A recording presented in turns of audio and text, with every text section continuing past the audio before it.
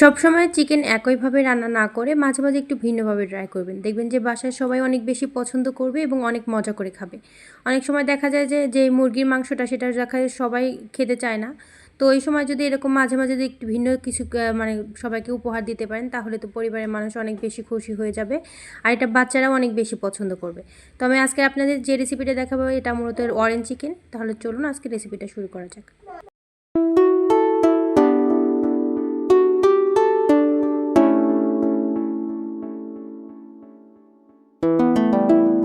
তো hello everyone, আসসালামু আলাইকুম। সকলে কেমন আছেন? আশা করি সকলে ভালো আছেন। আলহামদুলিল্লাহ আমি অনেক ভালো আছি। তো এখানে আমি ব্রেস্টের পিসের মাংস নিয়ে নিয়েছি ছোটো ছোটো করে কেটে, তার মধ্যে আদা রসুন দিয়ে দিয়েছি, কমলার যে খোসা সেই খোসাটাকে একটু গ্রেট করে সেটা দিয়ে দিয়েছি সামান্য গোলমরিচ গুঁড়ো দিয়ে লবণ দিয়ে সুন্দর করে এটাকে মেখে নেব। আর আপনাদের এটা যদি ব্রেস্টের মাংস না নিয়ে আপনারা চাইলে যে কোনো মাংস নিতে পারেন, এতে কোনো সমস্যা নেই। তারপর দিয়ে দিয়েছি একটু মরিচের গুঁড়ো দিয়ে এটাকে আবার সুন্দর করে মেখে নেব। এখানে কিন্তু কোনো প্রকার হলুদ ব্যবহার করার দরকার নেই, যেহেতু এটা অরেঞ্জ চিকেন। আপনি পরে দেখবেন যে এমনিও আপনি অরেঞ্জ কালার একটা রূপ নেবে, যার কারণে এখানে হলুদ ব্যবহার না করলেও চলবে। আবার যদি ব্যবহার করতে চান তাহলে সেটাও অপশনাল। তো এটাকে এখন ম্যারিনেট করে রেখে দেবো 30 মিনিটের জন্য। তারপরে এখানে দিয়ে দিয়েছি সামান্য একটু আদা রসুনের পেস্ট দিয়ে, তারপরে সামান্য একটু ময়দা দিয়ে একটু পানিতে আমি একটা ব্যাটার করে নেব। আর ব্যাটারটা কিন্তু একদম নরমও হবে না, পাতলাও হবে না, আবার একদম যে আঠালো ভাব সেটাও হবে না। তারপরে এখানে কিন্তু আপনারা লবণ দিয়ে দিবেন অবশ্যই, চাইলে একটু সামান্য চিনি দিয়ে দিতে পারেন যে টেস্ট অনুযায়ী। তবে এখানে আমি কোনো প্রকার চিনি ব্যবহার করব না। তো এটা দেখেন কনসিস্টেন্সিটা যে এরকম হবে, একদম পাতলাও না আবার একদম ঘন যে হয় সেটাও হবে না। তো এটাকে সাইডে রেখে এখন আমি এখানে নিয়ে নেব সামান্য একটু লেবুর রস দিয়ে এখানে দিয়ে দেবো একটা ডিম ভেঙে। তো এখানে আমি যেহেতু মাংসর পরিমাণ অনুযায়ী আমি এখানে একটা ডিমই লাগছে, আমি একটা ডিমে এখানে ব্যবহার করব। আপনার মাংসের পরিমাণ অনুযায়ী সেক্ষেত্রে ডিম বাড়িয়ে নিয়ে নিতে পারেন।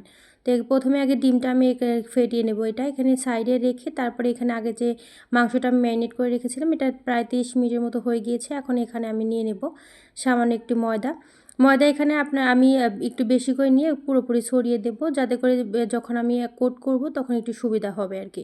তোমার মাংস ম্যারিনেট করা হয়ে গিয়েছে। এখন এখান থেকে মাংসগুলো নিয়ে আমি আগে যে ব্যাটারটা করে রাখলাম সেই ব্যাটারের মধ্যে দিয়ে নেব, দিয়ে সুন্দর করে মিশিয়ে নেব।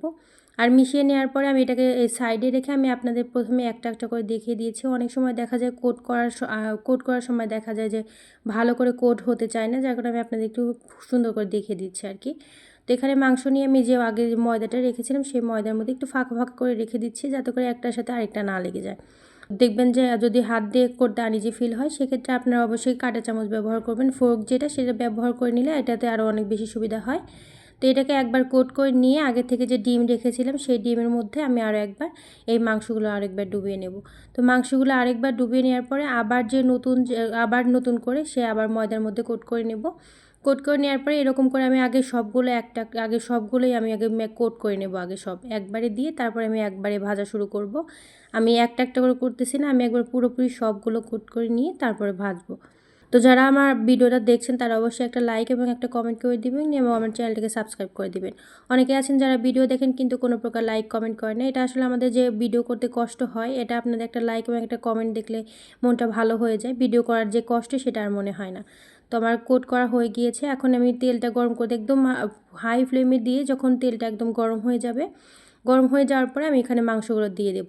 তো চেষ্টা করবেন যে এটাকে ডাবল ফ্রাই করার জন্য কিন্তু এখানে আপনাদের হাই ফ্লেমে কিন্তু বারবার মানে অনেক লো ফ্লেমে দেওয়ার কোনো দরকার নেই। একদম হাই ফ্লেমে কিছুক্ষণ ভেজে নেবেন, নেওয়ার পর এটাকে উঠিয়ে ঠান্ডা করে নিয়ে আরেকবার ভেজে নেওয়া হবে আর কি।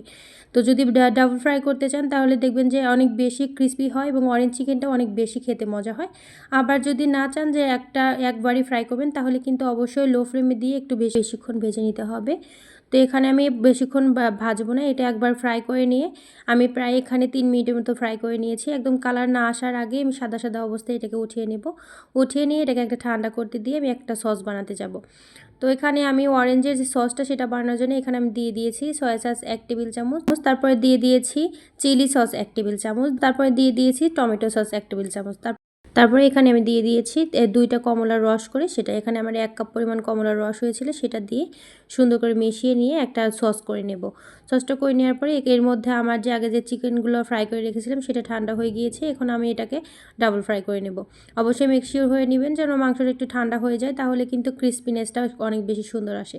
তো যখন সেকেন্ডবার ফ্রাই করবেন তখন দেখবেন যে হালকা একটু কালার চলে আসতেছে, এবং এইবারও কিন্তু একদম অনেকক্ষণ যে করতে হবে ফ্রাই তা কিন্তু না। এইটুকুন ফ্রাই করে দেখা যাবে যে আমি প্রথমে করেছি 3 মিনিটের মতো আর দ্বিতীয়বার করেছি 5 মিনিটের মতো। এখানে আমি ফ্রাই প্যানে নিয়ে নেব সামান্য একটু তেল নিয়ে নেওয়ার পরে এখানে আমি দিয়ে দিয়েছি রসুন কুচি দেওয়ার পরে যখন রসুনটা একটু ভাজা হয়ে আসবে ওই মুহূর্তে এখানে দিয়ে দেবো আগে থেকে যে সসটা করলাম সেই সসটা।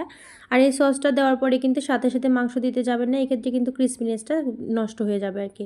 তারপরে এখানে আমি দিয়ে দিয়েছি আরও একটু কমলার খোসা গ্রেট করে সেটা দিয়ে দিয়েছি। একদম কিন্তু সাদা অংশ নেওয়া যাবে না, শুধু হলুদ যে অংশটা সেই অংশটা নিতে হবে। তো যখন সসটা একটু গাঢ় হয়ে আসবে ওই মুহূর্তে আগে থেকে যে মাংসটা আমি ভেজে রেখেছিলাম সেই মাংসটা দিয়ে দেবো। আর অবশ্যই মাংসটা কিন্তু অনেক বেশি বড় করে না কেটে একটু ছোটো করে কাটার চেষ্টা করবেন, কারণ যখন এটাকে ময়দায় কোট করে ভাজা হয় তখন কিন্তু অনেক বেশি একটু বড় আকার নেয়, যার কারণে একটু ছোটো করে কাটলে একটু ভালো হয় আর কি। তো আমার অরেঞ্জ চিকেন হয়ে গিয়েছে, এখন একটু সুন্দর করে মিশিয়ে নিলে ব্যাস হয়ে গিয়েছে।